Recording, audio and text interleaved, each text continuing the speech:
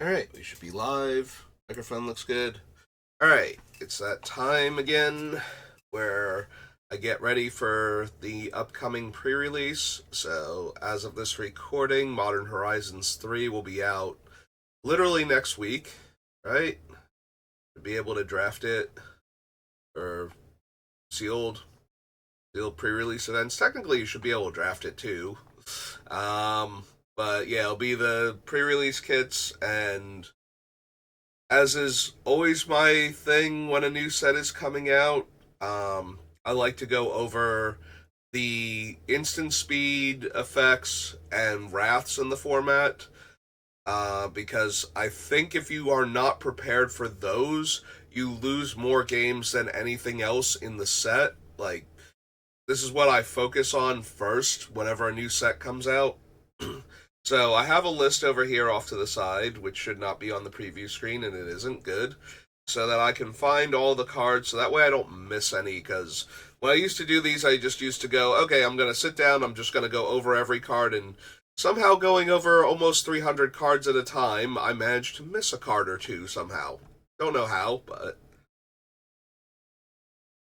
So, weirdly enough, our first card on the list is a sorcery that does not kill creatures. So, thanks to the way it works, Decree of Justice is actually our first card. So, it has a huge mana cost and it makes 4/4 angels based on how much X is. So, it starts off at 6 mana to make one 4/4 angel token. But every 2 mana after that makes you another angel token.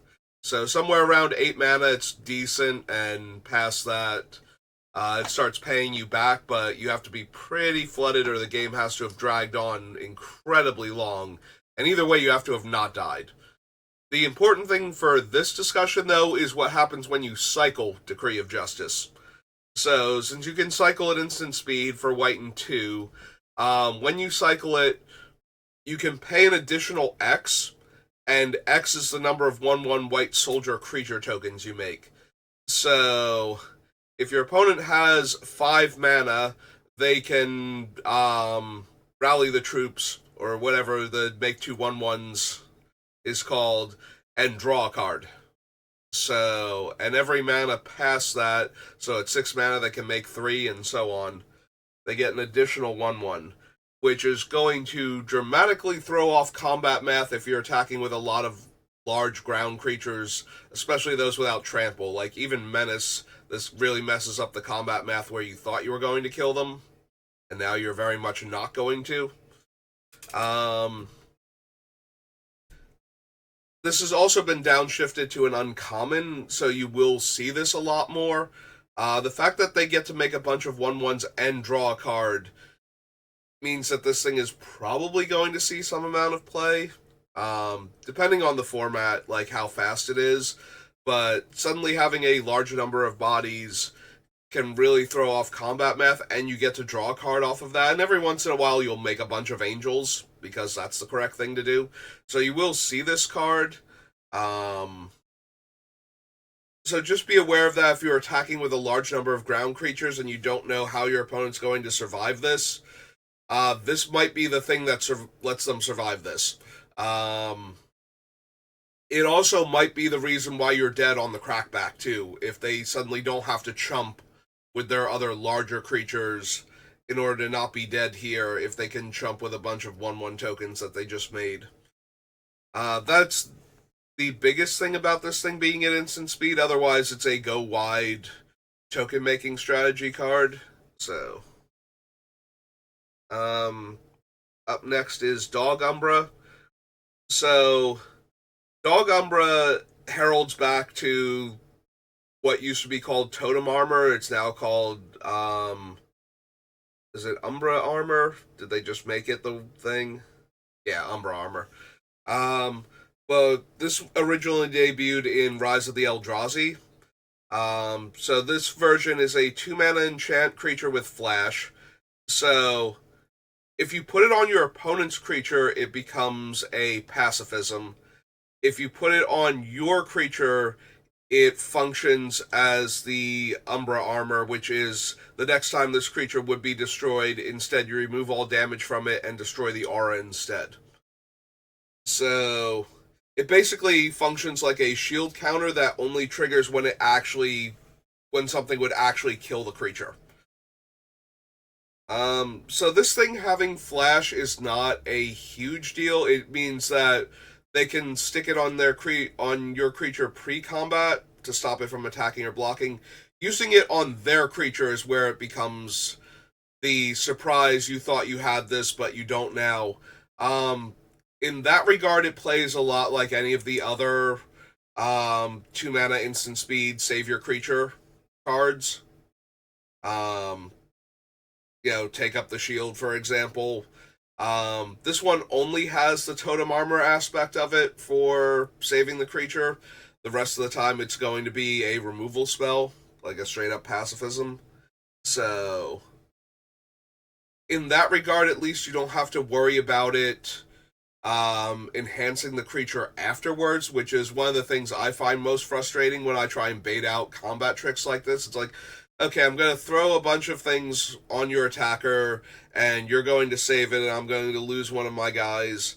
But at least your creature, you used your trick to save it, so it's like a 1-for-1.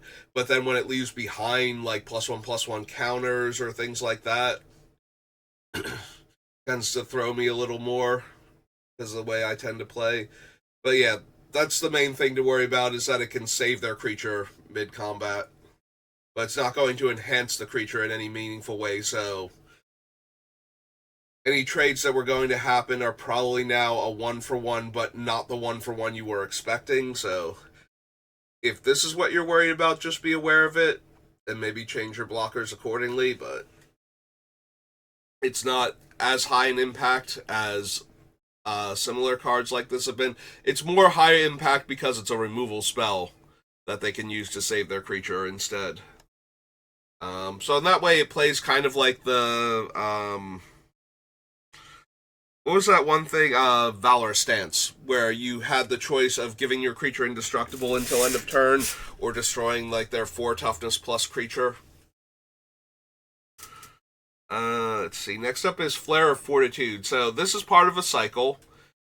They have a normal casting cost, but they also have the option of sacrificing a non-token creature that shares a color with the spell that you're trying to cast, instead of paying that cost. In this case, Flare of Fortitude is until end of turn, your life total can't change, and permanents you control gain hexproof and indestructible. So it's a super fog that also protects your creatures from targeted removal. Fogs traditionally are not that good, but players, especially newer players, tend to run them anyway. It does save you that one turn, and it does save all of your creatures. The fact that it can cancel out a Wrath makes it a lot more appealing than the fact that it's a fog.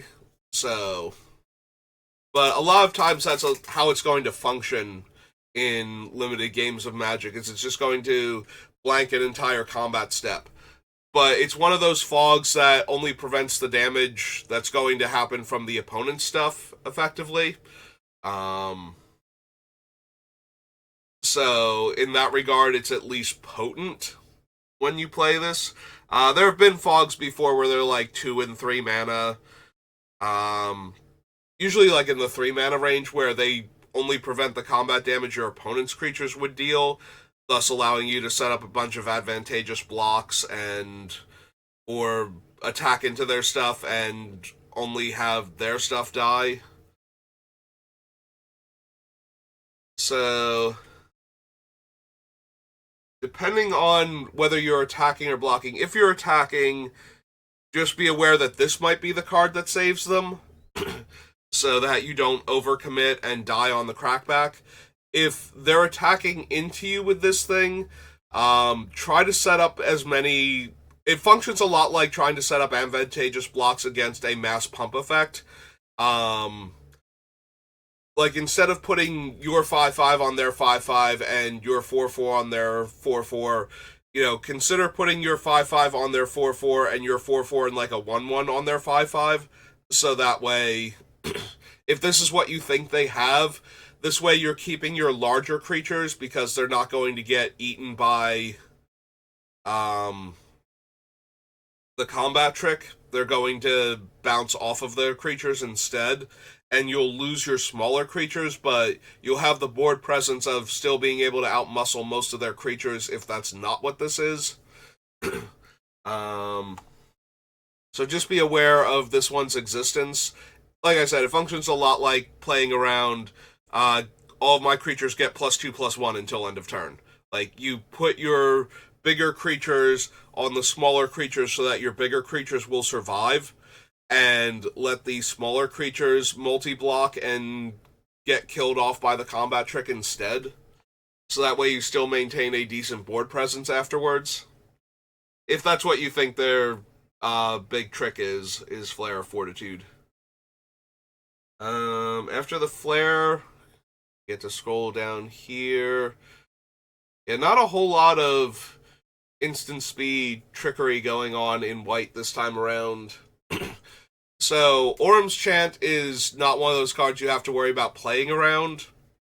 It's got instant speed because it's a bad time walk effect. It stops the opponent from casting spells or attacking with creatures if it's kicked. Its other main function is to stop a control deck from being able to interact. Like, they'll cast Orm's Chant during their main phase, so that way you can't cast any instants unless you cast them right now, so that way you can't respond to what they're doing. So yeah, Orm's Chant, the fact that it's instant speed is more to let it have its primary function than to be a trick that's going to catch you off guard. Because if they cast Orm's Chant mid-combat after, like, blockers are declared or something, you still get to cast your stuff in response. So it doesn't do anything in that way. So it's not really like a combat trick type of thing where you're going to get blown out because they had Orm's Chant. Next up is Felia, who is just absolutely thrilled to be here. Look at her face. So Felia's main thing is that she has attack triggers. So as far as being an instant speed way to interact in combat, she's a bear. She's a 2-mana 2/2 with flash. And that's her only relevant thing, coming down out of nowhere to block and, eat a 1/1 that's attacking. So maybe don't run your Ocelot Pride into Pelia, but for the most part, her ability to influence combat is negligible. If you have exactly lethal and your opponent suddenly had another blocker out of nowhere, and that would mess you up entirely, Pelia's should be on your radar, but past that, she's not a huge impact surprise blocker, or she's more of a problem that she's going to come into play at the end of turn and they're going to suddenly have an extra attacker. But that's about it for her. Razorgrass Ambush, so more so than normal, you're going to see these cards. A lot of times, your Gideon's Reproaches, your Divine Arrows, they're kind of hit or miss in Limited. But this is part of a cycle of modal double-face cards where there's a land on the back of them. And these are going to see a lot more play because of that. Because you're not putting this in your deck as a spell, you're putting it in as one of the 17 lands that you're running. So whenever you have these, you're probably going to be running them just in the land slot and just have a... Mostly comes into play top land. These ones are even stronger because all of the monocolored ones have the, mythic text from Battle for Zendikar, or Zendikar Rising, rather, where you can pay 3 life to have them come into play untapped. So if it is really important for your deck to curve out, you still have that option. So in this case, this one is a deal 3 damage to an attacking or blocking creature.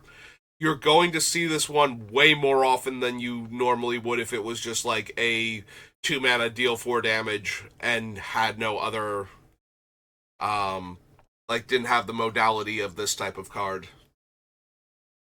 So the way you play around cards like this is if you think your opponent has this, you don't get your 3 toughness, like high impact creature into combat. You get your other creatures into combat and make them either use their premium removal spell, because this is probably premium, like it's free to it's a free roll to put it in your deck, and it still kills a creature if you don't need the land.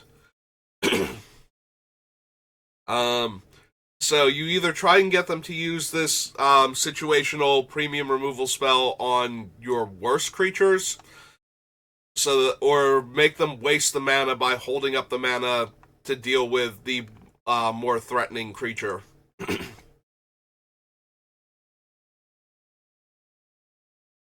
But yeah, this type of card has been around for forever, but the added utility of making it a land on the other side means that you should play against this basically every time it's opened and you don't have it, and you play against the white deck. After that one, we have Thraben Charm. So Thraben Charm, like most charms, has 3 different modes. So it's a weird removal spell. It deals damage equal to twice the number of creatures you control to target creature.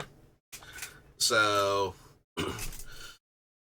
in that regard, it's primarily going to be a removal spell for aggro decks and go wide strategies. But you might see it from time to time just because of the other utility effects on it. Like reaching out and killing a small utility creature is still fine in a control deck that only has a handful of bigger creatures for the most part, because we're still playing limited. They're still going to have early plays to block and attack with. Even in a Modern Horizon set where there are like much higher power level cards and you can do different strategies than normal, the ability to kill a small creature just because you have a creature out is still going to be relevant. Ooh, excuse me. The other 2 modes are destroy target enchantment and exile any number of target players' graveyards. So, there are a few things that can come back from graveyards where the exiling graveyards might be an issue. The destroying an enchantment is mostly relevant if the enchantment is affecting combat. Things like the Dog Umbra used as a pacifism, for example, suddenly unlocking the creature. Or enchantments that are buffing things that suddenly go away. For the most part, though, this is just going to be a removal spell that's based on the number of creatures they control, so just be aware that if you have the option to play like a creature that will die to this on turn 3 or 4, or something that wouldn't, maybe consider running out your other creatures so that they have to take time to build out their board more before they can interact, and maybe you get to trade off your large creature for like several of their smaller creatures by putting pressure on them. Or, try and bait this thing out with smaller creatures first and save your big guy for later, so that way they have to, even though they have the ability to kill a larger creature, they wind up having to kill one of your smaller guys. Alright, our last combat trick for white is one of the most basic combat tricks white gets. This one is just a little bit charged up in comparison.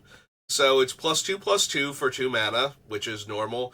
It also gives the creature that it targets a flying counter and lets the caster scry 1. This one is a little bit rough. I always get thrown by combat tricks that leave behind a bonus.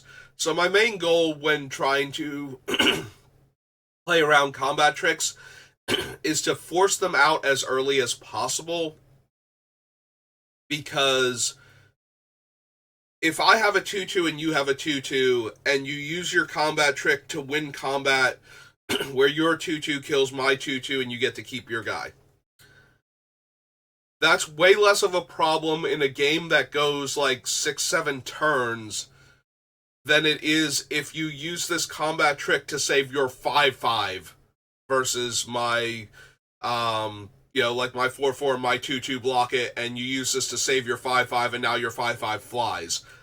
That is always way worse for me than suddenly having your 2-2 gain flying. So I do try to force out combat tricks like this whenever I can.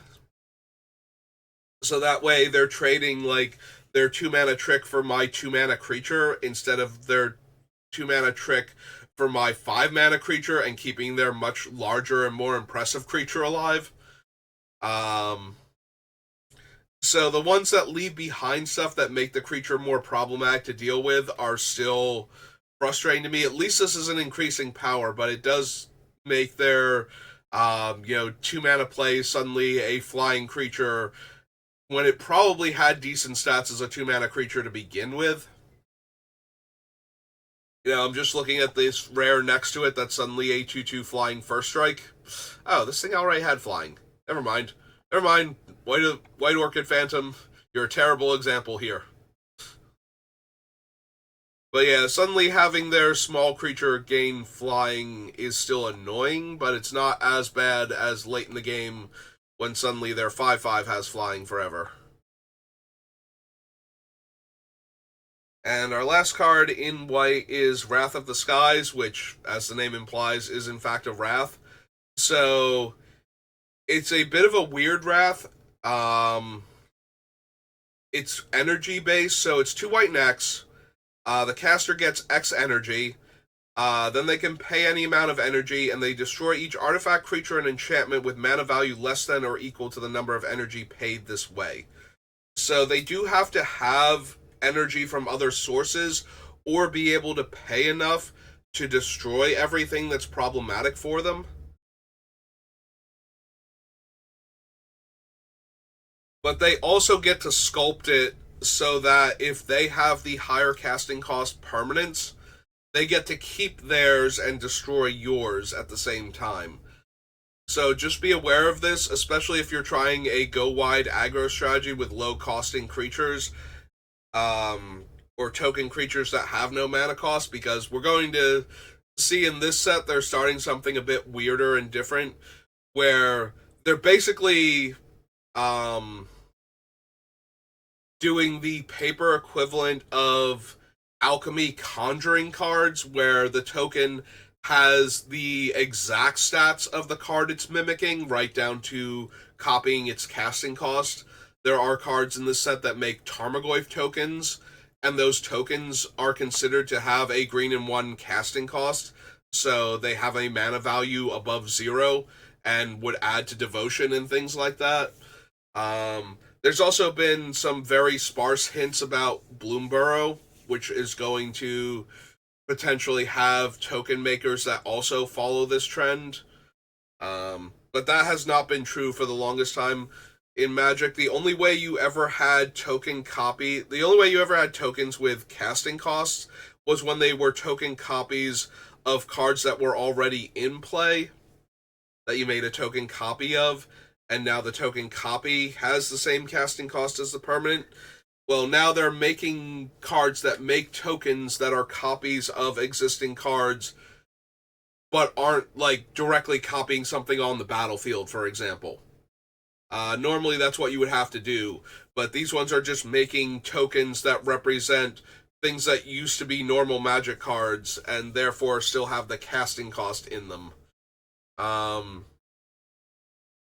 So that becomes a thing when you're trying to pay X and then destroy everything with casting cost X or less. It used to be all tokens were 0, except in extreme cases. Now sometimes tokens aren't 0, even in those cases, so just be aware of that. But anyway, getting back to the Wrath, so when you're going wide with a token strategy, a lot of times they're going to be able to pay 1 energy, or even 0 energy if you have enough tokens, and just wrath the tokens away for 2 mana. So just be aware of that. If that's how your opponent... So usually the problem with wraths is that you play out creatures, they play out creatures, and it doesn't matter what creatures you're playing out, they're all going to get swept away in the wrath anyway. So you can sometimes see the wrath coming by your opponent, like, being slower to develop out their board, being more willing to chump block and preserve life total, that sort of thing. With a wrath like this, they're encouraged to play very large creatures, so that way they kill all of your smaller guys and still have a board presence. So there'll be a lot of not playing out. Like, they won't do the normal play around where they just don't play out creatures or they chump block a lot.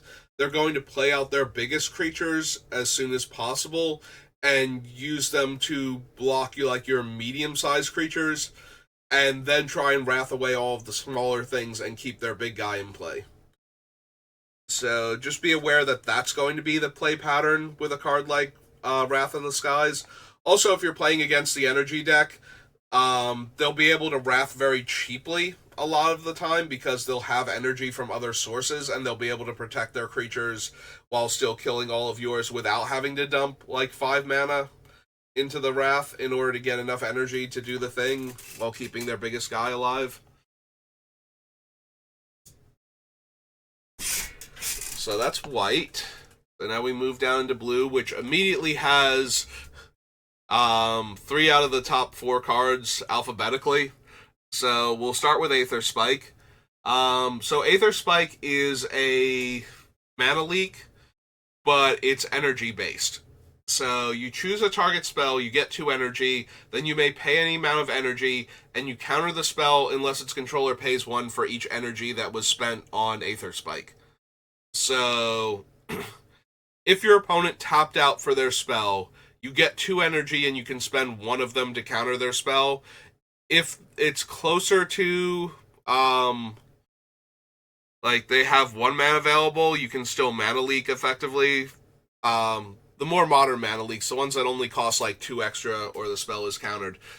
But in the energy deck, sometimes this will straight up be a counter spell. They will just be able to spend like 5 energy and it doesn't matter that you have 4 mana. Now, granted, losing 5 energy is a real resource for the energy decks, but it's a 2 mana counter spell a lot of the time for those decks. So just be aware of that. So the way you play around counter spells is, if you think your opponent has it, like they're leaving up mana for counter spells, you play around them by not casting your spells into their open mana and making them waste the mana. Or alternatively, if you have something you need to resolve soon, you play the less impactful spells from your hand first and try and force them to get their value from countering a less impressive spell, basically. So if you have your 2-drop incredibly well-statted bomb and your 2-drop decent aggro creature in hand, and they passed on turn 2 with blue and 1-up, maybe run out your decently statted aggro creature instead of your straight-up bomb. That sort of thing. Like, make them counter the worst spell, or not counter a spell and therefore not do anything with their mana, is the goal. You do have to watch out if you're going to do the try and waste their mana strategy. You have to be aware of how many, like, card draw instants are in the format and what ones they could cast. Because a lot of times control decks will just go, okay, then I'm just going to draw some cards and, make sure I hit my land drops and keep developing out my board that way. But that is how you play around counter spells in Limited. You either make them waste their mana, or you make them spend their card on the less optimal cards whenever possible. Alright, next up is Amphibian Downpour. This is a rare aura with flash, and the enchanted creature loses all abilities and becomes a 1/1. And this is a very common type of blue removal spell, especially more recently.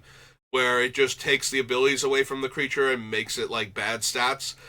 The thing about Downpour is it has the storm mechanic. So when you cast this spell, for every spell already cast this turn by either player, you make a copy of Amphibian Downpour and you put that copy onto the stack. You choose new targets. Because it's a permanent spell, the resulting permanent will be a token. But past that, it's the same as any other storm spell. So it's going to just keep making copies. It is worth noting that because Storm is a much older mechanic and they do tend to not reprint it that often, if you haven't played with it before, it does count your opponent's spells already cast. And the Storm is a trigger. So countering the original Amphibian Downpour does nothing to stop the other copies of it from happening. So let them choose their targets first and then counter the one that's going on the creature you most need it to not go on, because otherwise they can just choose not to change one of the targets and still put it on the creature they originally were going after. The only way to counter Storm is to counter the triggered ability, or to have a spell that counters multiple spells while they're on the stack. Things like Mindbreak Trap or Flusterstorm. But yeah, that's the important thing to know about the Storm mechanic. As far as the thing goes, it's a removal spell. It's blue's removal spells that don't bounce nowadays. It turns their creature into a harmless little 1/1, so your guy mid-combat will suddenly become a 1/1 and not trade with their guy anymore, is the most likely outcome. The second most likely outcome is that they just need to shut off the ability of your creature and will flash this in on a turn where a spell or two have been cast and just basically neuter multiple creatures at that point. So one of the things to note about this one is because it has Storm, if you're not going to add to the damage by casting the spells pre-combat, don't cast your extra spells if you think it's this, because then your attacks become that much worse if you're still planning on attacking. So try and attack first and make them do something before, and then play your spells post-combat. You know, there's a whole lot of waiting to play your spell until the absolute last minute is typically the optimal play. And as you play Magic the Gathering longer and longer, you'll know when to break that rule, but for the most part, it is a steadfast rule in Magic. You know, you wait until your opponent's end step right before you're going to untap to flash in your thing, if they didn't do anything to make you use it sooner. But cards like this are especially punishing for players that don't quite grasp that, or don't adhere to that strategy. And the reason for that is it gets worse for you the more spells that have already been cast this turn. So if you pre-combat a bunch of non-haste creatures because you want to see if your opponent will just concede rather than making you go through all the motions, you might actually set them up for, oh hey, now I get to get rid of all of your best creatures. So just be aware of that, for newer players especially, that this type of thing, you want to wait until absolutely the last minute to cast your creature spells, which would be like main phase 2, unless they have haste, right? Because you're not attacking with them, so there's no reason to play them pre-combat. So, you know, just don't do, but not just your creatures, but your other spells as well. Like, in some cases, it might be correct to cast a card draw spell pre-combat to make sure you don't have an extra haste creature or something. If this is the card you're worried about, though, maybe attack first. And just accept that if you have had a haste creature on top, you'll be able to cast it next turn pre-combat and attack with it. Brain Surge. So Brain Surge is one of the card draw spells of the set. It's Brainstorm for 2 more mana to draw 1 additional card. You draw 4 cards, you put 2 back. The only thing you have to worry about with card draw spells, so there are 2 things in this set especially. The first one is the normal one, which is if you think your opponent is representing a combat trick or a counter spell, and you play around it by not giving them the opportunity to cast the spell, they might cast this instead, or this might be the thing that's giving you the priority tell on Arena, and they will just use it to draw cards, so that way they don't miss land drops and they can keep developing out their board. The other thing that's relevant to this set is there are a bunch of cards that reward a player for having drawn 3 or more cards this turn. This is a 3-mana trick that will, on either player's turn, make that true for the cards that care about it. So, this turns into a trick if the cards on board have abilities that suddenly having them trigger would mess up combat, or, mess up the amount of damage that you're taking, so, it becomes a combat trick, essentially, to be able to draw 3 cards in the middle of combat. So, just be aware of this card's existence when you see cards like that. There is a single card that will let them draw 3 cards for, 4 cards, but the 3 cards that they needed to draw for 3 mana. Alright, after that we have Consigned to Memory, which is blue, and it has Replicate 1, which means you can spend an additional 1 however many times you would like, and then you create that many copies of the spell, and you may choose new copies or choose new targets, excuse me, for the copies. This one, oh, excuse me. Am I good now? I think I'm good. Sorry about that. This one counters target triggered ability or colorless spell. So the Eldrazi are in this set. They have a lot of cards. This is a good example right here on the same line. This is a spell with blue in the casting cost, but it has the Devoid mechanic, which makes it colorless. At all points in time. It's a colorless spell on the stack. It's a colorless permanent while it's in play. Just because you have to spend blue mana and it has a blue color identity for commander purposes does not mean it is in any way, shape, or form a blue spell while the game is going on. It is always a colorless spell. So, this is the type of colorless spell that can be countered by this. Also, a lot of the Eldrazi have cast triggers instead of comes into play abilities. So, the ability to counter a triggered ability means that this spell can both counter the Eldrazi itself and the triggered ability from casting it for blue and 1. So this is an incredibly potent counterspell against the Eldrazi decks. So if you're playing with the Eldrazi, this is something you need to be aware of, especially if you're playing best of 3 instead of best of 1, because this thing will absolutely ruin you. Most of your Eldrazi are very expensive, and getting one of them countered and its cast trigger countered for 2 mana is going to be incredibly brutal. Just getting the Eldrazi or possibly the cast trigger countered for 1 blue mana is still going to be relevant. So this is the type of counterspell that's very hard to play around. It's only 1 mana to counter a colorless spell. The only upside for you as the Eldrazi player is that this is normally going to be a sideboard card. Countering triggered abilities is not incredibly relevant a lot of the time. Like, countering a creature's comes into play ability or something is kind of like you spent a card to stop the comes into play ability, but not the actual creature. So if the creature represented a 2-for-1, it's still a 2-for-1, it's just a different 2-for-1 now. But being able to straight up counter any colorless spell for 1 mana is going to be huge when it's relevant. So this is one you're going to have to watch out for if you're in the Eldrazi deck especially.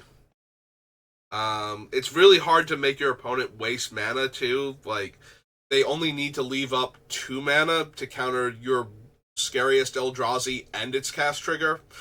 And only 1 mana to counter the scary Eldrazi. So if it's not, new Emrakul or something, then countering her, you kind of need to counter the ability too, or you lose all your creatures.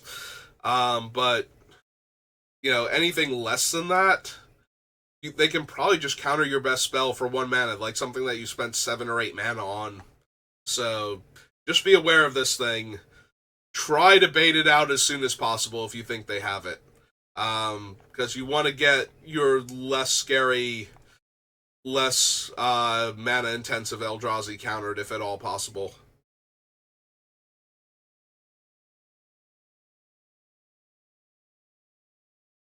Um, let's see. Signed to memory. Next up is Electrozoa, who is down here. Ah, there it is. So this is a 3 mana 3/1 flash flying creature. Enters the battlefield, you get 2 energy.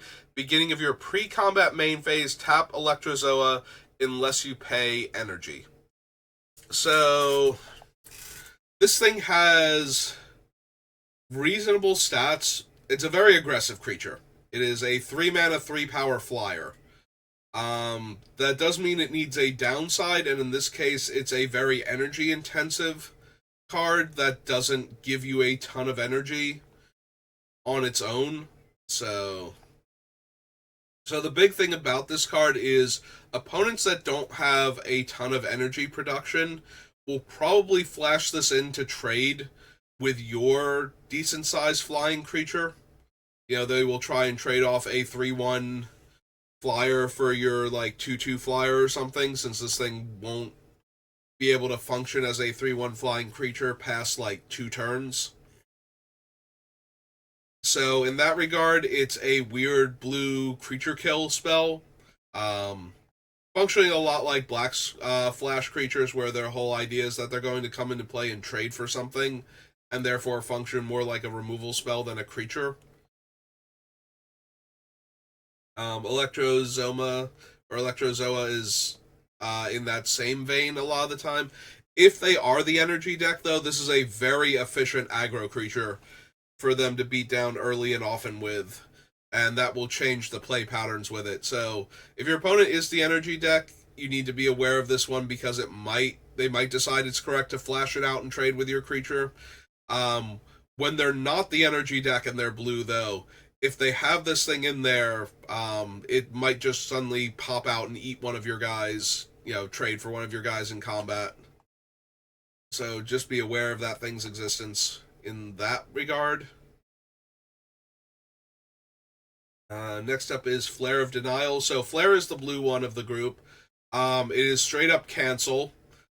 So the biggest problem with counter spells is that if you leave the mana up to counter the opponent's spell and they don't do anything and you don't have any other way to spend the mana, you have wasted your turn, not developed out to your board, and things are just looking pretty bad for you at that point.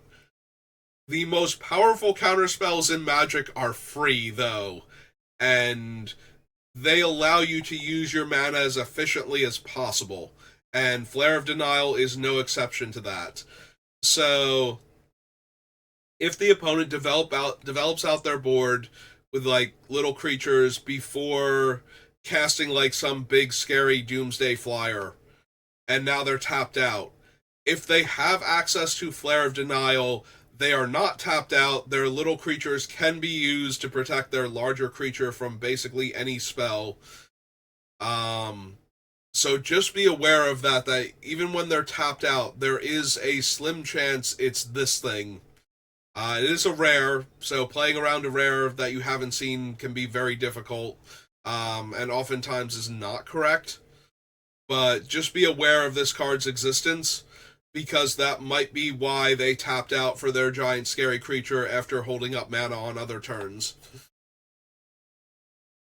The only upside to this card is that they can't actually sacrifice the devoid blue creatures because they're not blue while they're in play, or on the stack, or anywhere else while the game is active. So while they might have blue in their casting cost, they are not valid creatures to sacrifice, so just be aware of that. But yeah, if your opponent has non-token actual blue creatures, look at you, Harbinger of the Seas, they can feed one of those creatures to Flare of Denial while they're tapped out. So, whereas the other counter spells, you can make your opponent waste their mana. Flare of Denial, as long as they don't mind losing one of their creatures to hold up the counter spell, they can keep casting stuff all day, every day, and never have to worry that they're tapped out. So, that is the raw power of free counter spells. So, playing around them is basically impossible. You're just going to get got by them. As long as they meet the requirements for casting it for free. In this case, being able to sacrifice a non-token blue creature. Excuse me. Alright. So, next up is a living counterspell. So, this is Hope Ender Quaddle. It is a 3-mana 2/2 devoid creature with flash, flying, and when you cast the spell, because it's an Eldrazi, it's a cast trigger rather than it comes into play ability, counter target spell an opponent controls unless they pay 1. So this is a living force spike. For 3 mana, you get a 2/2 flyer that also can counter your opponent's spell if they tapped out for it. So this is one of the worst case scenarios for counter spells actually hitting you, but also one of the easiest to play around. If you think your opponent has this one, it's as simple as making sure you have the 1 extra mana for it. That does mean that you're playing off tempo by having to hold up an extra mana. But if they have to hold up 3 mana to threaten to do this thing, and you only have to hold up 1 extra mana, then you're doing pretty good in that regard. A lot of times, Force Spike would get players because they wouldn't play around it game 1, and they would get their spell countered, like their 4-drop or something, for 1 mana, and feel pretty miserable. And then they would play around it games 2 and 3. Just be aware of this thing if your opponent is leaving up like 3 mana. And in the same way that you don't attack your 1/2 Crow into a white player that has 3 mana up in Outlaws of Thunder Junction, just be aware of this thing's existence and just be careful about running your good 3 or 4 drop into it if you don't have to. This thing loses a lot of value if they try and hold on to it for too long, whereas a 3 mana 2/2 flyer would just be able to get in for damage. So basically they want to cast this thing as soon as possible to use up the mana, so they might just flash it in on their turn 3, going into their turn 4, in order to not waste the mana and in order to get a flying creature onto the battlefield to start attacking for damage sooner.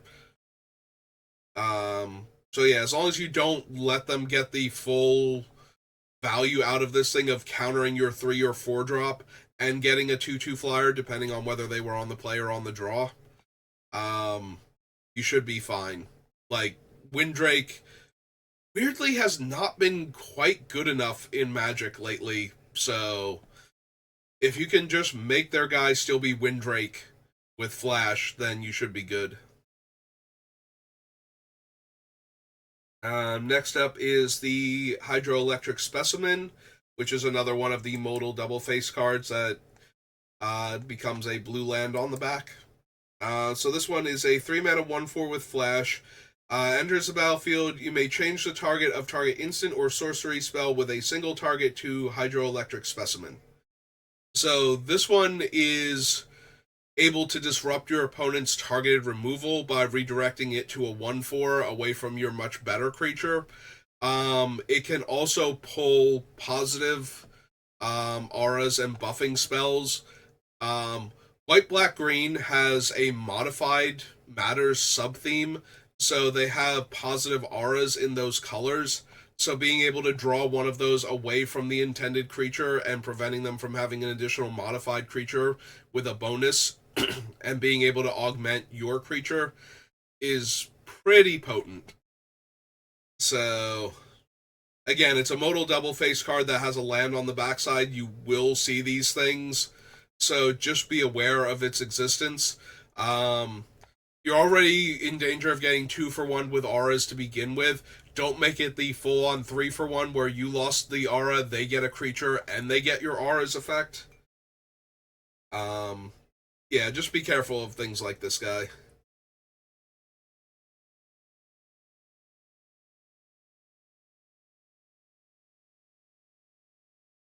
Alright.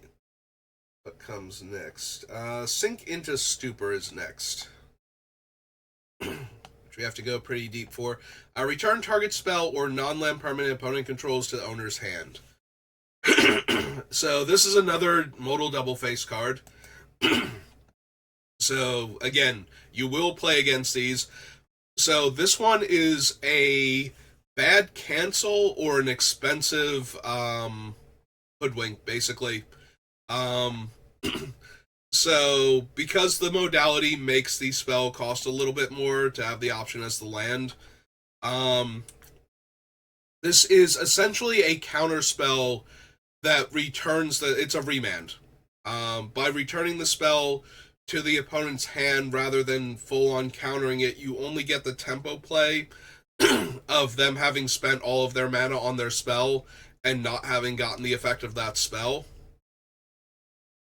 You can also bounce back their expensive permanent if you want to instead, or try and bounce their thing when they go for like an enhancing aura or other similar combat trick, or go for the double block.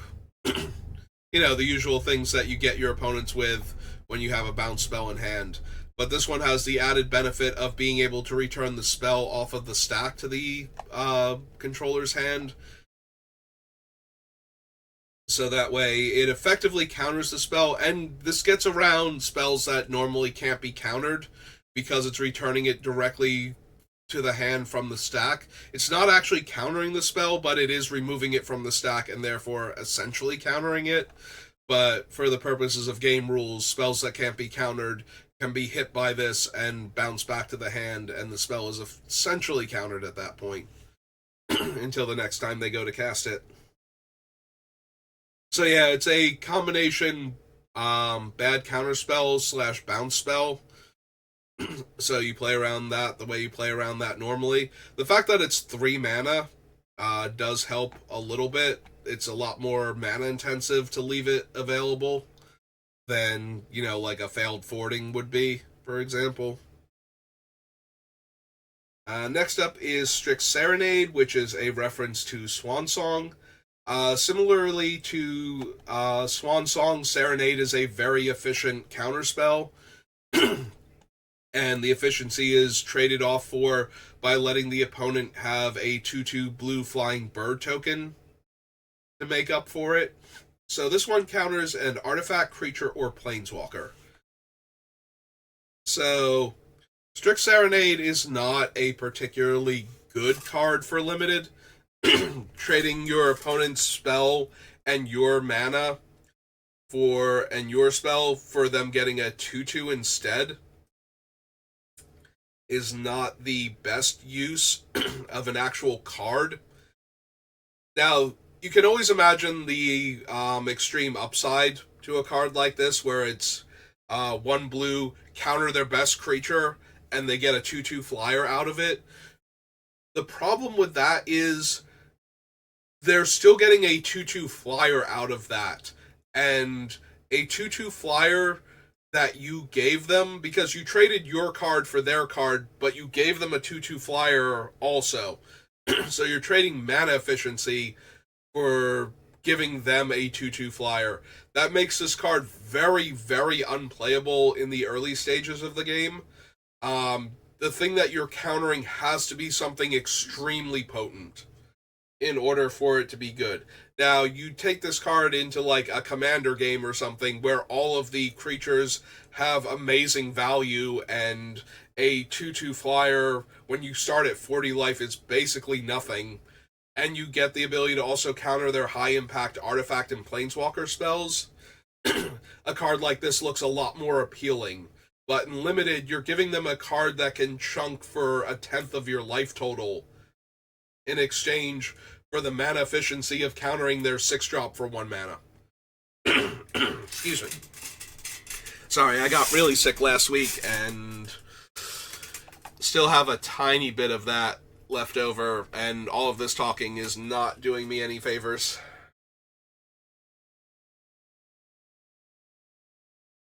So yeah, you need to be aware that your opponent might have this, and there will be times where they're countering your giant spell and giving you a 2/2 bird means that you lose a game you were going to win.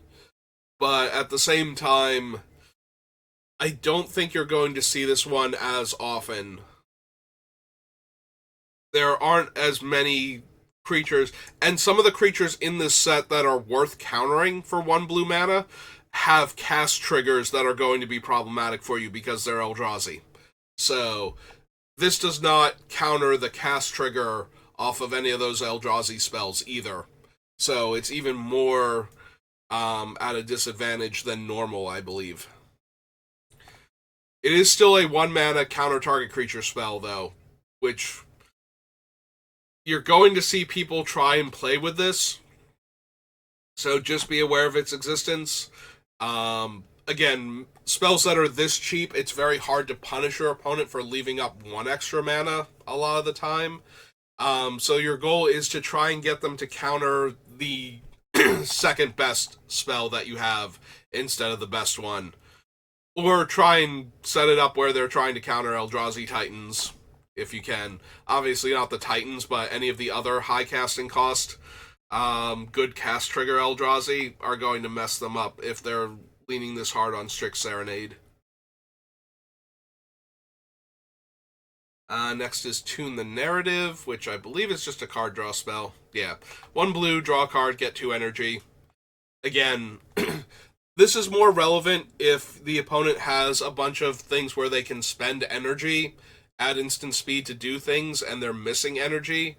You might have to be worried about this card, but for the most part, this is going to be one of those, they're just going to cycle it, get their 2 energy, get their card, and move on with their lives.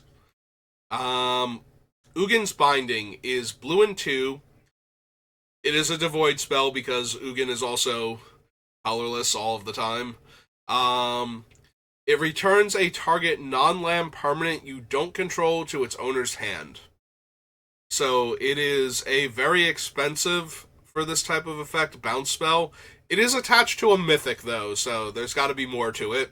So whenever you cast a colorless spell with mana value 7 or greater, you may exile Ugin's Binding from your graveyard. When you do, you return each non-land permanent you don't control to owner's hand. So, while this thing is in your graveyard, if you ever cast one of the really expensive Eldrazi spells, or I don't think there are any artifacts that get, like, colorless artifacts that get up to this mana cost, but any of the devoid spells, any of the big scary Eldrazi that are just straight up colorless, you get a free Cyclonic Rift attached to that. So, the only thing about this card is you can normally see the 7 mana thing coming. Like, this thing has to be in the graveyard to trigger when they cast their 7+ colorless spell. You won't be able to do much about it, unfortunately, because it's an activated ability. So, unless you have... Or, I'm sorry, not an activated, triggered ability. So unless you actually have the consigned to memory, where we can counter the triggered ability on that thing, you're not going to be able to stop this from happening. So, you will be aware when it's about to happen, though, because they will have already cast the bounce a non-land permanent portion of it. So, playing around it is playing around the bounce side of it, like the initial bounce side of it, to not fall so far behind on board that you give them time to get to the 7-drop and all of a sudden your board went away aspect of it. But once you get to that point, it's going to be nearly impossible if you don't have the ability to counter a triggered ability to stop this thing from happening. So, and getting Cyclonic Rifted is basically impossible to play around. Very similar to playing around Overwhelming Forces. The idea is to kill your opponent before they can cast Overwhelming Forces. That's how you win. We get one more card, and that is Utter Insignificance. So this is what I was talking about when we were looking at the Amphibian Rain before. Amphibian Downpour. So this is how blue handles creature kill nowadays. So it's blue and 1, it's flash, it enchants the creature, the enchanted creature becomes a 1/1 with no abilities. It does have the added upside that for essentially 5 mana, 1 blue and 1 specifically colorless, it can straight up kill a creature in blue, which is very, very rare. But it is a thing this card is capable of doing in a very roundabout way. So, just be aware that blue technically has a 5 mana kill a creature spell, like one of black's better removal spells. They do need to have a specifically colorless source of mana, but there are a bunch of those running around right now in this set because of the Eldrazi. So yeah, just be aware of blue having a straight up creature kill spell. And it can still effectively kill the creature in combat, but it's one of those that has to destroy an attacking or blocking creature, essentially, because it has to get into combat and then be reduced to a 1/1 with no abilities. But yeah, blue removal is getting a bit more removal-y than it used to be. Like, it's actually killing stuff. Alright, that brings us to black, which has Breathe Your Last as the first one. So this is a murder. Technically, it's a hero's downfall with upside. So, not only does it kill a creature or planeswalker, it also gains you life equal to the number of colors it is. So, it is a straight up better hero's downfall at common. So, good to know. This is going to be black's bread and butter removal spell, most likely. There are some other ones that are pretty efficient in this set, but yeah.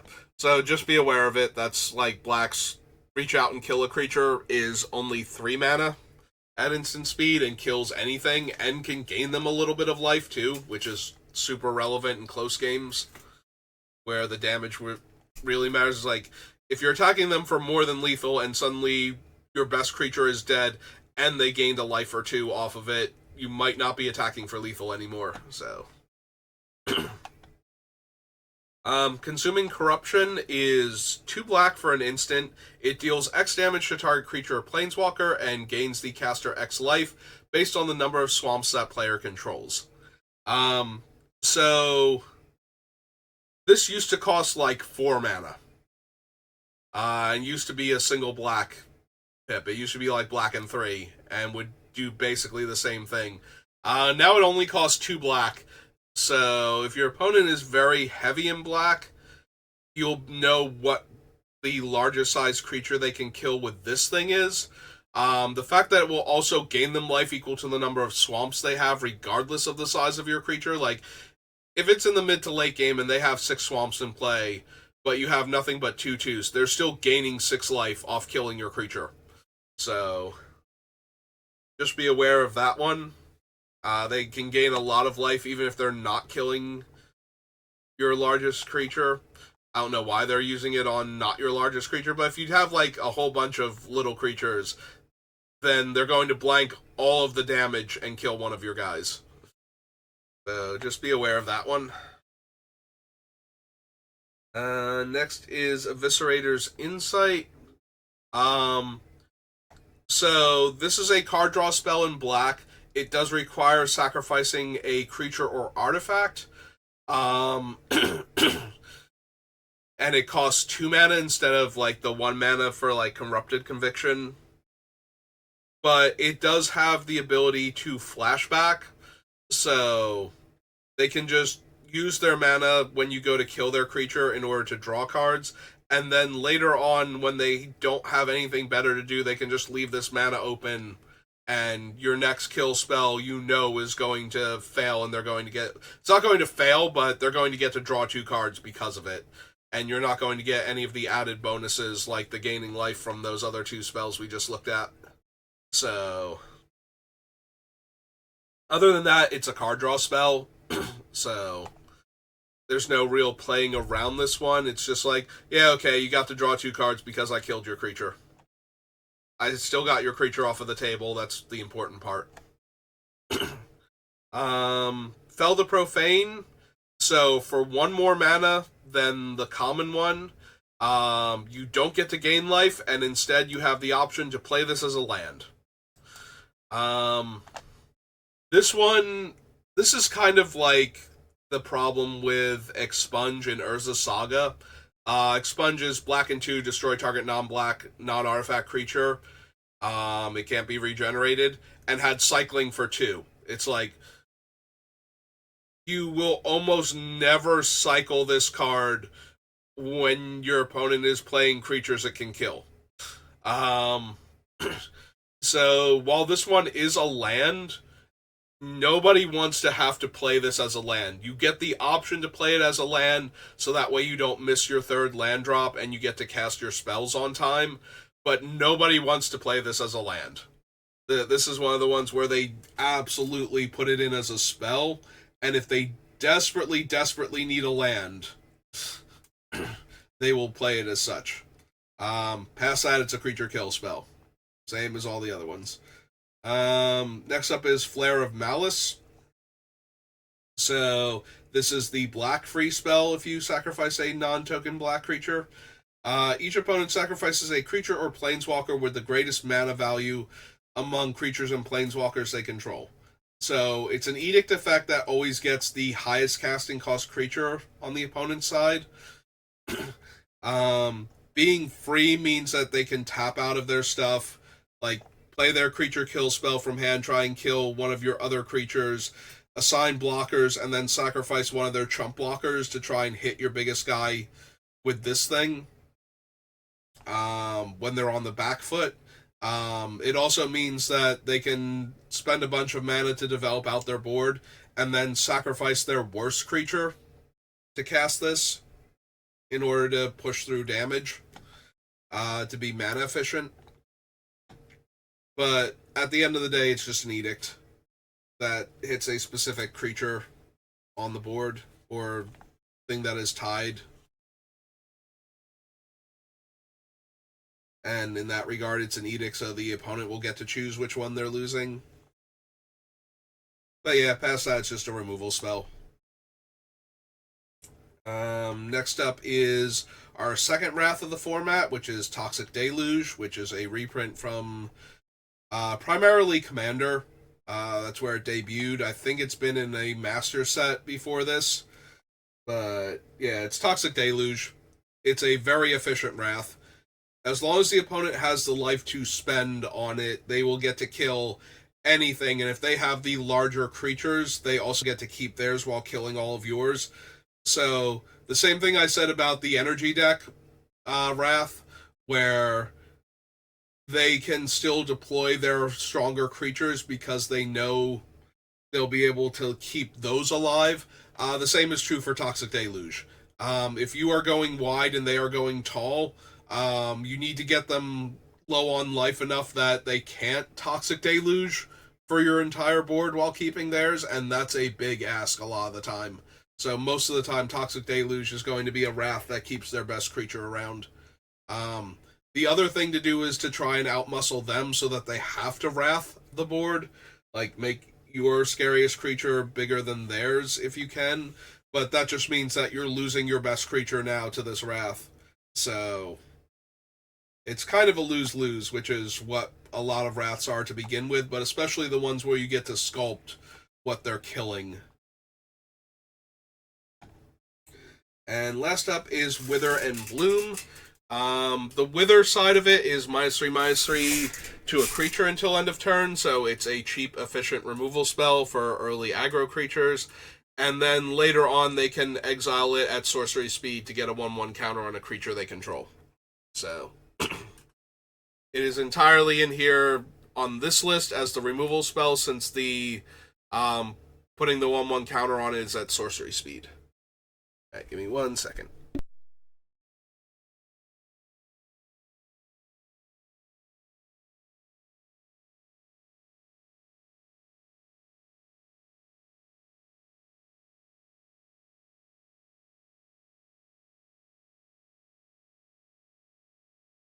Alright, sorry about that.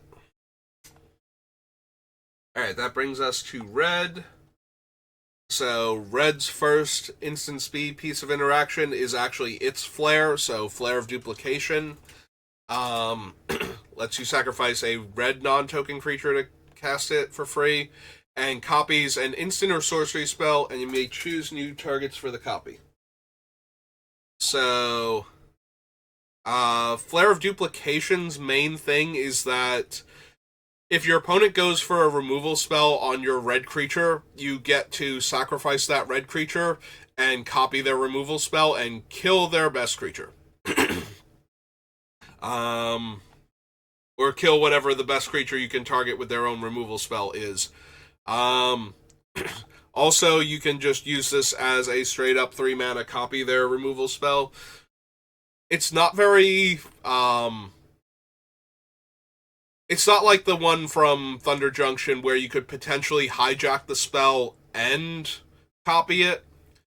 The fact that you might be able to cast it for free, though, means that it's worth considering, especially in situations where your creatures are going to die to removal spells, because you will be able to sacrifice one of them to copy the removal spell anyway, like the creature that was going to die anyway, ideally, and just get a free removal spell out of it. But at that point, you're trading 1-for-1, your flare for their removal spell, your creature for their creature. So it's not exactly at its strongest. So you do just have to be aware that the red decks are capable of doing that. It is a rare. Yeah, it's just not very good at what it's trying to do, but sometimes it's going to be amazing. So I'm mostly focused on the idea of using it to copy removal spells. That is not its only function, though. For example, they can use this if you play a large card draw spell to get a bunch of cards for themselves also at instant speed. So things like that are still relevant. Copying somebody actually casting the White Decree for like 3 angels is pretty brutal. That sort of thing. But yeah, for the most part, Flare of Duplication is going to copy the spells that normally get cast in a game of Limited. So a lot of times it will just copy a removal spell. So just be aware of its existence. But past that, it's not that impressive compared to the other ones, especially. Our next one is Galvanic Discharge. So for a single red, it adds 3 energy. And then you can spend the energy to deal damage to a creature or planeswalker.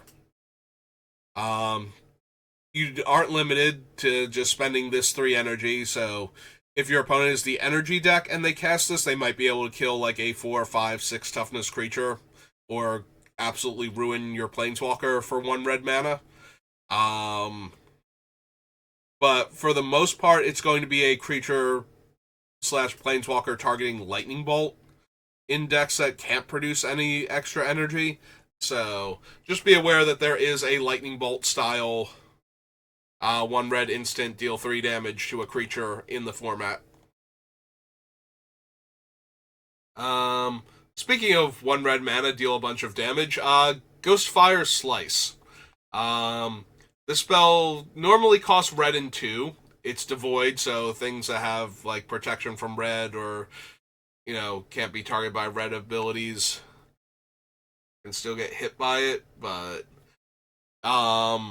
so this spell costs 2 less to cast if an opponent controls a multicolored permanent. So if you have any of the gold cards from down below, there are a few impressive ones, or if you have any of the flip planeswalkers or anything, since they're 2 color on the other side. Um, this thing suddenly drops down to 1 mana, and it deals 4 damage to any target. This thing can go face. So, at 3 mana in limited, I am already interested in a 4 damage burn spell that can go face or to creatures, because that was always what made Red Burn so strong, was the ability to kill creatures or go face. And a lot of times modern red cards make you choose one or the other. So being able to just go upstairs with the 4 damage is very, very useful to begin with. So the fact that this thing will sometimes cost 1 mana, just be aware that a red deck might have the reach to kill you from like 4. Like, if you get too low on life, you're no longer safe. And similar to Thunder Junction, like, going to 1 means that if your opponent top decks a desert, you just lose the game. Being at 4 or less means that this uncommon can just reach out and kill you. And it's too playable not to run. Like, 3 mana, 4 damage instant speed is playable. And the fact that it sometimes only costs 1 mana if the opponent sets it up for them is just going to be the extra gravy for this card. But yeah, Ghostfire Slice, definitely something to be aware of. Not only can it kill your 4 toughness creatures or combine with other things to finish off your larger creatures, it can finish you off too. Let's see. Next up is the Inventor's Axe, which is 1 red for a equipment that has flash. Enters the battlefield, gives the caster 2 energy. It also immediately attaches to a creature. It gives the equipped creature +2 power, and it can be equipped for 2 energy. So, this card is already super medium outside of the energy deck. Its main thing for being in the energy deck is probably going to be give my creature +2/+0 at instant speed as a combat trick, and then use the 2 energy for other stuff. But yeah, just be aware this might be the trick where they're going to trade their little guy for your bigger guy that they're attacking into, and use this to get some free energy out of it while they're at it. So, also, there will be some energy decks that are aggro enough where they would want to spend 2 energy in order to make their creature deal 2 extra damage.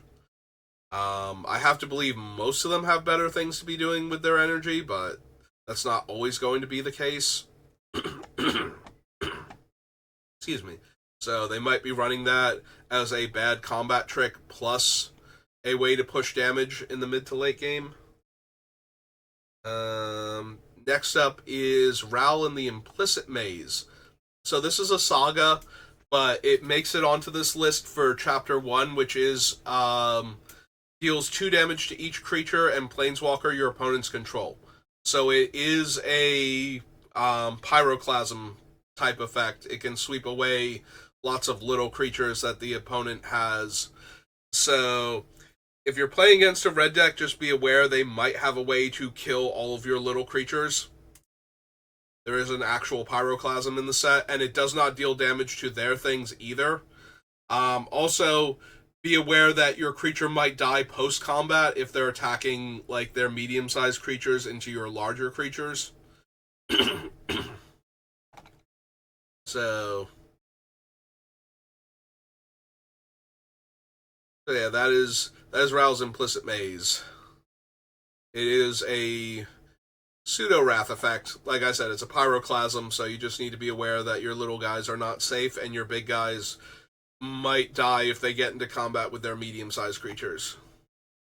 Next up is Siege Smash. So, red and 1, it's an instant. It has split second, so while a spell with split second is on the stack, players cannot cast spells or activate abilities unless they're mana abilities. They can still take special actions, but I don't think there are many, if any, morph or disguise creatures in this set. So that's one of the few ways to interact with a spell that has split second. Also, Notably, triggered abilities will still trigger and go on the stack and resolve normally. So if casting Siege Smash causes an ability to trigger, it will still go on the stack and resolve. But activated abilities and spells cannot be cast until this thing has finished resolving.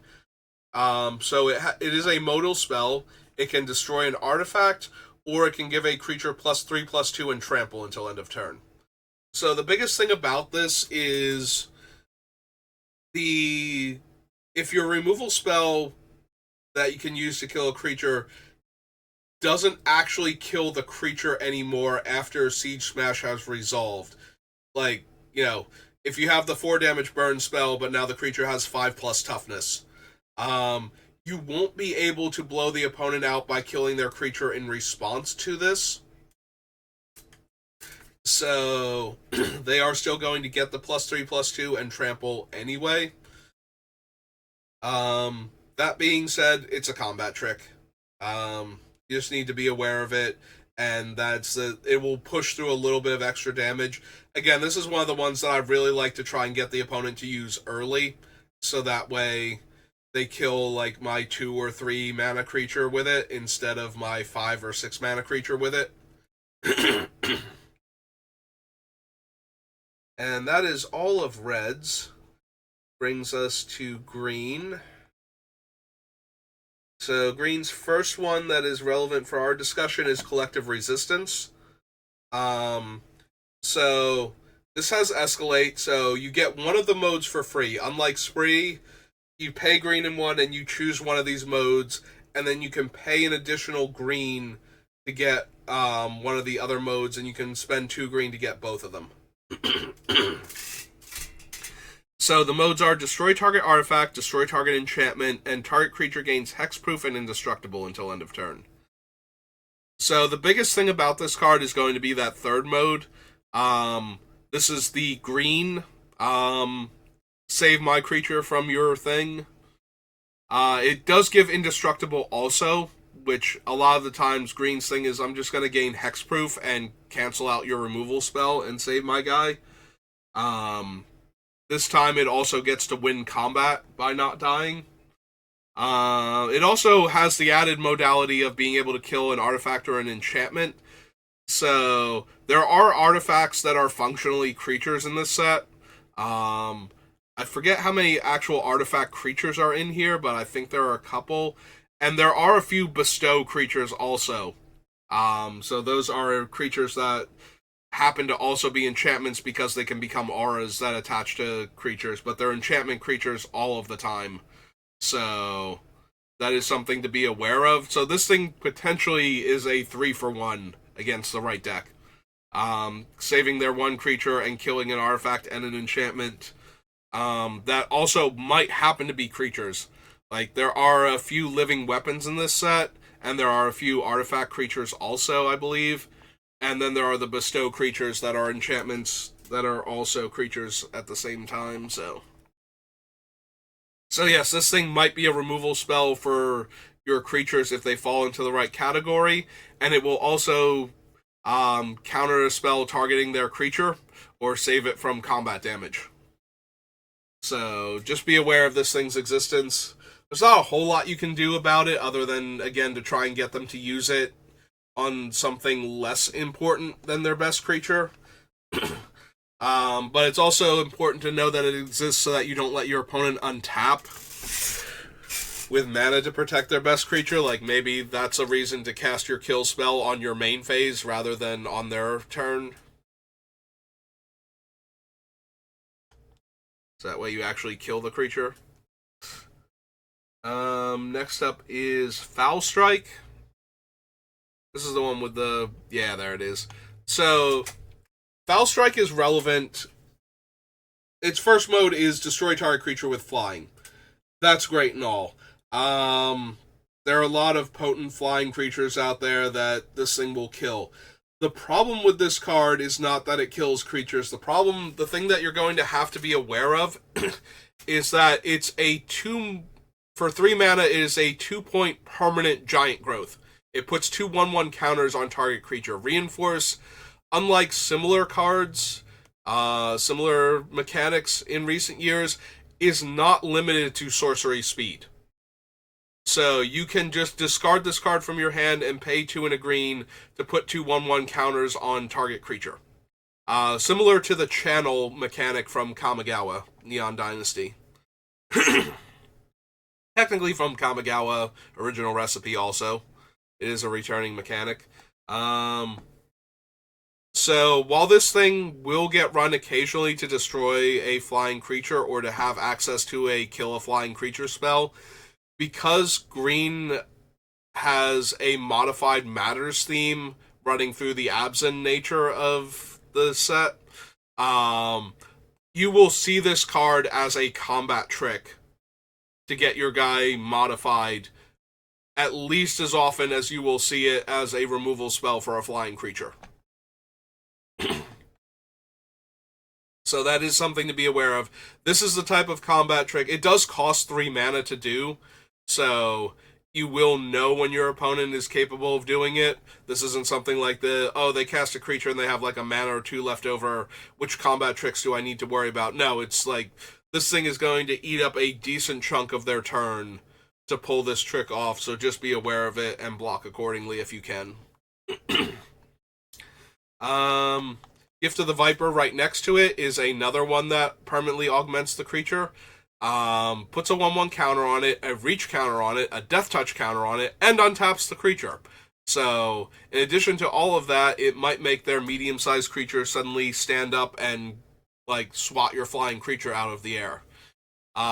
Which is a lot to get out of 1 mana. And it does give the creature death touch also, so even your giant angry flyers are not entirely safe. Another one where I just want to try and get them to use it to trade with my guy, because my guy is better than theirs, and it's a 1 mana trick, and if I can get them to 2 for 1, that's so much more ideal than them saving their guy and having a reach death touch creature. But this one's going to be hard to play around because it is only 1 mana, and it will allow them to essentially trade for your best attacker almost all of the time. But ideally, it's going to be a 2 for 1 if you're careful about it. Sometimes you won't be able to be careful about it. Sometimes the 6/6 attacks you, and you have to try and race it, and oh no, now it's a 7/7 and an 8-year guy. And there's not a whole lot you could have done about that. Like, you just had to try and race because you were not being the 6/6 otherwise, so. But when you can play around it, just be aware of it, like everything else. Next up is Primal Prayers, which does not itself have flash, but while it's in play, creatures that have a mana value less than or equal to the amount of energy they can spend up to a total of 3 can now be put into play at instant speed.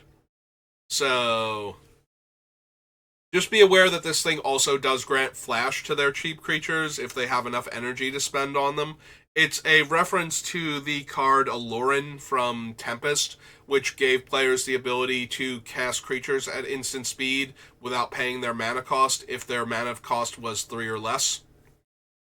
So Primal Prayers is a callback to that. It does only affect its controller now, as most cards do. And it does require energy to use, so you'll have a better idea of what the maximum effect they're capable of is, but just be aware that even if they're tapped out, they can in fact flash in 3 or less casting cost creatures with this thing. Next up is Signature Slam.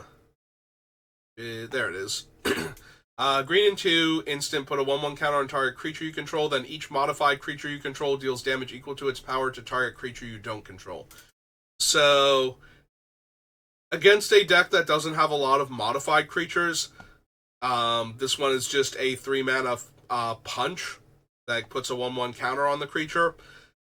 The problem with this thing is that it doesn't actually require that the creature you're putting the 1/1 counter on it survive if you have other modified creatures.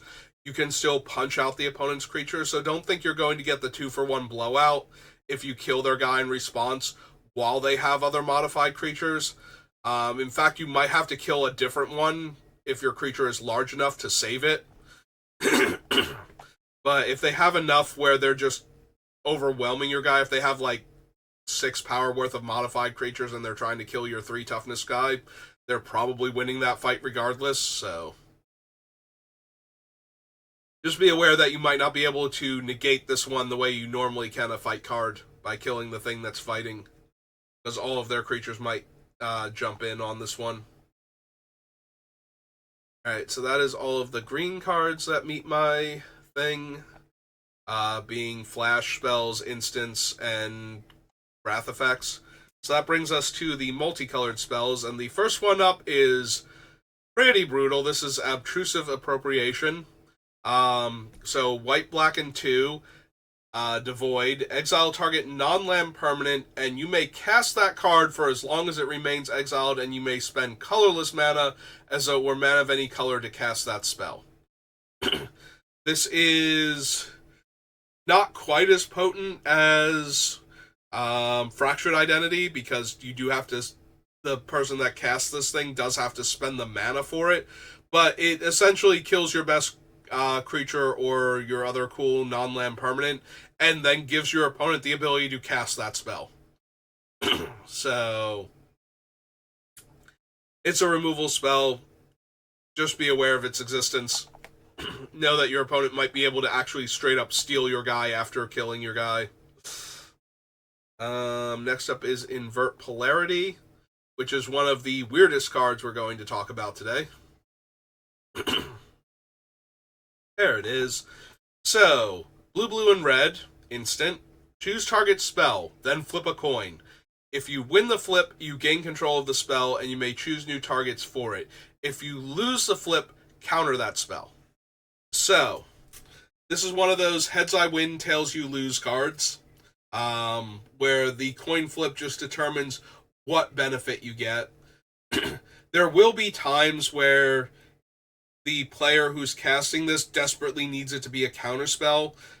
Gaining control of a Wrath doesn't actually do anything. So if they suddenly need to save all their guys in order to win the game, they really need it to be the counterspell, not the copy, not the gaining control of it, rather. That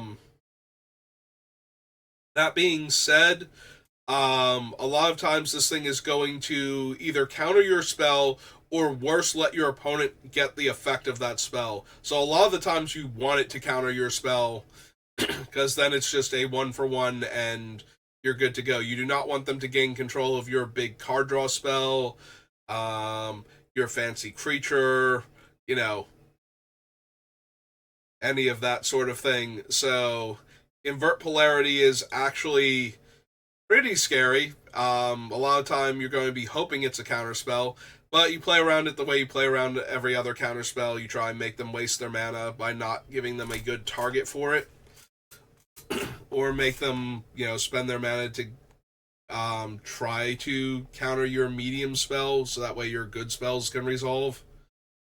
The problem with this one is that it will still 2-for-1 you if they counter your medium spell, but that kind of can't be helped with how this thing works, so better them to gain control of your, 3-3 or something than your 7-7 Eldrazi later on in the game.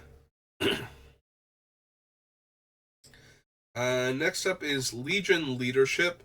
Hybrid white, red, and 1. So the hybrid modal double face cards can never come into play untapped, but they are able to tap for both of their colors on the other side, so that's worth noting. So until end of turn, double target creature's power and it gains first strike. So this is a I'm going to win combat card. And that's about it, unless the creature has trample, in which case now you should be horrified.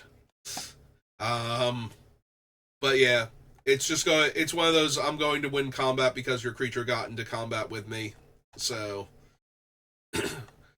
just be aware that that might be the thing that they're planning when they attack their 3-3 into your 5-5 or something, is that they're going to give it double power and first strike. Next up is Planar Genesis. Planar Genesis is just a ramp spell that can also draw you a card. So you look at the top four, you get to put a land from among them onto the battlefield tapped. If you don't put a land into play this way, then you can choose one of the cards and put in your hand, and then the rest go to the bottom of your library. So it's a very straightforward ramp / card draw spell. Next up is Pyretic Rebirth, which is a removal spell that regrows a dead creature or artifact to determine what it's going to kill. So you return an artifact or creature card from your graveyard to your hand, and then it deals damage equal to the mana value to up to one target creature or planeswalker. So, again, this is a removal spell that's contingent on what the card you can bring back is.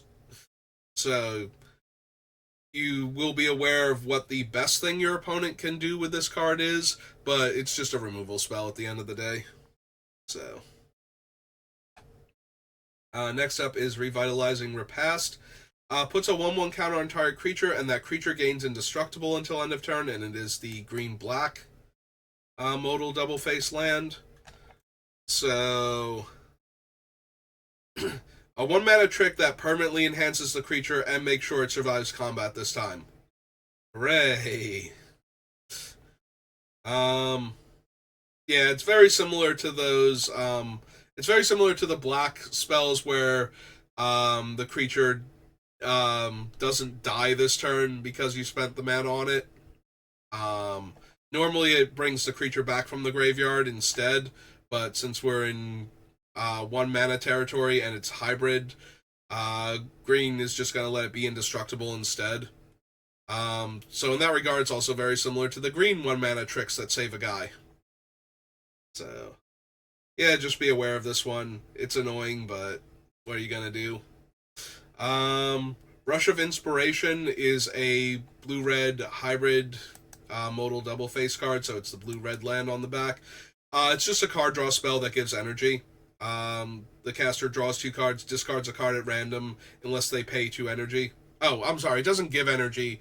It either draws them 2 cards and then discards a card at random from their hand, or it draws them 2 cards and they had to spend 2 energy on it in addition to the mana cost. So, yeah, it's just a card draw spell. Rebirth, Revitalizing Repast, Rush of Inspiration. Waterlogged Teachings is next. So we go down here to that. And so this is the blue-black hybrid modal double-face card. It's a tutor. It searches their deck for an instant or a card with flash, and then they have to reveal it. So you'll know what they tutored for.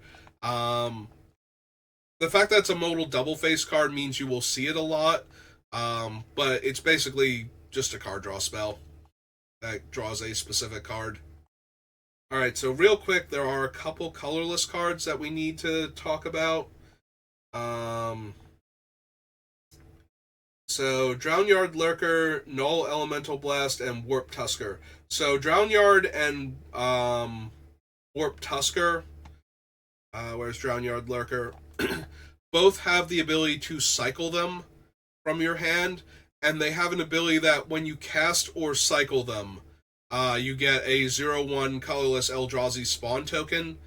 So obviously that thing isn't particularly impressive except as a potential chump blocker, but it is a potential chump blocker at instant speed that let them draw a card in the process. So just be aware of those 2 cards existing. The one is the blue one, which is Drownyard Lurker. The other one is the green one, which is Warp Tusker down here. They both cost 3 mana to cycle, and they both make a 0/1 when they are cycled.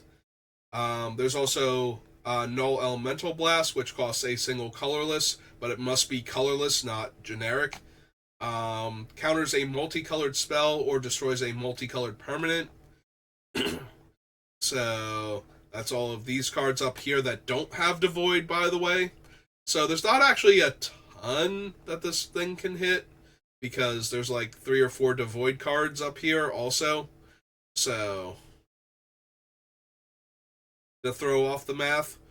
but it can still hit all of the other cards on this list up here. So just be aware of it if you're running them and your opponent has a bunch of colorless sources anyway. It also destroys the multicolored permanents. So it can destroy any of them that have already resolved. And the last instant speed card that we need to worry about is Disruptor Flute. Enters the battlefield, choose a card name. Spells with the chosen name cost 3 more to cast. Activated abilities of the chosen card name can't be activated unless they're mana abilities.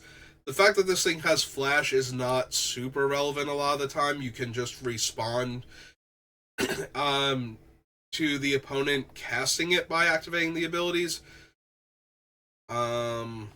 Notably, it's a comes into play trigger to choose the... Oh no, it's as it enters the battlefield. So you cannot let this resolve and see what they're going to name if you have lots of different activated abilities that you might want to use. So just make sure you use the ones that are the most relevant before the flute hits the battlefield. And that will do it. That is all of the Wraths, Flash Spells, and Instants in this set.